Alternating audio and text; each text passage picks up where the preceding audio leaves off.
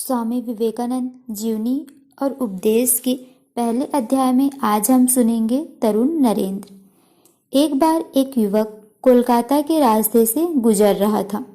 अचानक उसे जोर की चीख सुनाई दी। क्या हुआ? उसने देखा कि एक घोड़ा गाड़ी रास्ते पर से बड़ी तेजी से भागी जा रही है। घोड़ा जितनी तेजी से हो सके उतने वेग से भाग रहा था। किसी चीज से घबराकर घोड़ा इतनी तेजी से भाग रहा था। एक महिला जो इस गाड़ी पर सवार थी वह भी बुरी तरह घबराई हुई थी। वह बहुत संकट में थी क्योंकि किसी भी क्षण वह घोड़ा गाड़ी पलट सकती थी। कोई भी उसकी सहायता के लिए आगे नहीं आ पा रहा था। उस युवक ने वस्तु स्थिति समझ ली। वह बड़ा साहसी था। जब घोड़ा उसके नजदीक से गुजरा वह अपने जीवन को दांव पर लगाकर उसकी तरफ ही लपका और घोड़ी की लगाम को पकड़कर उसे रुक जाने को बाध्य कर दिया। उस महिला के जीवन की रक्षा हो गई तथा उसने उस नवयुवक पर अपनी कृतज्ञता व्यक्त की। वह नवयुवक कौन था? उस समय उसका नाम नरेंद्र नाथ था, पर वही बाद में स्वामी विवेकानंद के नाम से प्रसिद्ध हुआ। उसका जन्म कोलकाता के शिमला क्षेत्र के प्रसिद्ध दत्त परिवार में हुआ था। उसके पिता श्री विश्वनाथ दत्त वकील थे। उन्होंने कई विषयों का अध्ययन किया था एवं सभी उनका समुचित सम्मान भी करते थे। उनकी पत्नी श्रीमती भुवनेश्वरी देवी थीं। वे दिखने एवं व्यवहार में एक रानी के समान गरिमामयी थीं। सभी उन्हें स्नेह एवं आदर करते थे। 12 जनवरी 1863 को उन्होंने प्रथम पुत्र को जन्म दिया। उसका नाम रखा गया नरेंद्र नाथ।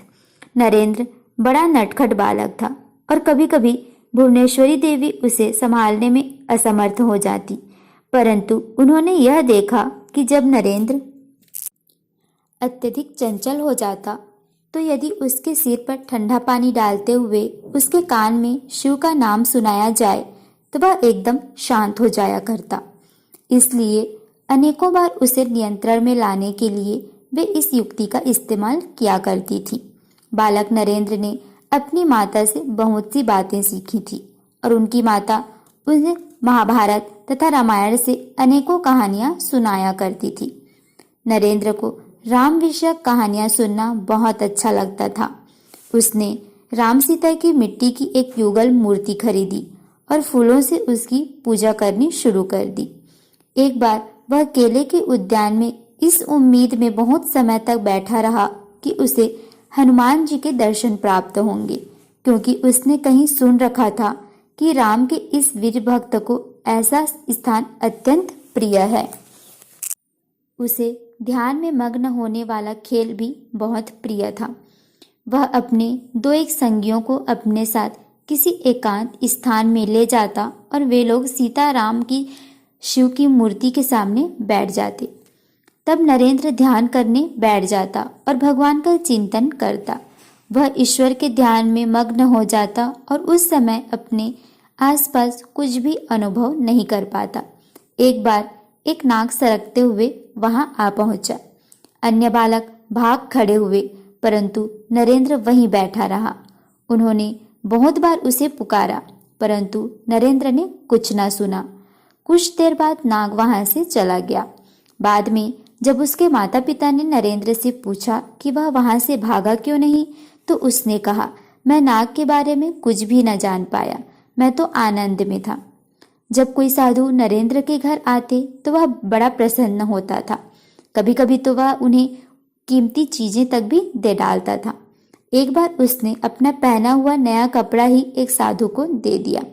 इस घटना के बाद जब भी कोई साधु उनके घर में आता तो नरेंद्र को एक कमरे में बंद कर दिया जाता था, परंतु यदि नरेंद्र उस समय किसी साधु को देख पाता तो खिड़की से ही चीजें फेंक दिया करता था। कभी कभी तो वह यह कह उठता था कि किसी दिन वह भी साधु बन जाएगा। जैसा हमने पहले ही कहा है, नरेंद्र के पिताजी एक वकील थे। बहुत से लोग उनसे मिलने आया करते थे। वे उनका सबका आतिथ्य करते हुए एवं हुक्का पीने के लिए दिया करते थे। बैठक खाने में विभिन्न जाति के लोगों के लिए अलग अलग हुक्कों की व्यवस्था थी। परंतु जाति भेद नरेंद्र के लिए एक बड़ा रहस्य था। क्यों एक जाति के सदस्य को अन्य जाति के सदस्यों के साथ भोजन करने नहीं दिया जाता? क्यों विभिन्न जातियों के अलग अलग हुक्कों की व्यवस्था की गई थी? मुसलमानों के लिए एक अलग हुक्के की व्यवस्था थी। क्या होगा यदि सभी हुक्कों से धूम्रपान करें? क्या कोई धमाका होगा या छत नीचे गिर पड़ेगी? नरेंद्र ने स्वयं ही इसका पता लगाने का निश्चय किया। उसने एक हुक्के से एक कश लगाया, कुछ भी तो नहीं हुआ। इस प्रकार एक के बाद एक सभी हुक्कों से कश लगाया, फिर भी कुछ नहीं हुआ। उस वक्त उसके पिताजी ने उस कक्ष में प्रवेश किया और पूछा कि वह क्या कर रहा है। नरेंद्र ने उत्तर दिया, पिताजी, मैं देख रहा था कि यदि मैं इसी तरह जाति तोड़ी तो आखिर होगा क्या। उसके पिताजी ने एक ठहाका लगाया और अपने अध्ययन कक्ष में चले गए।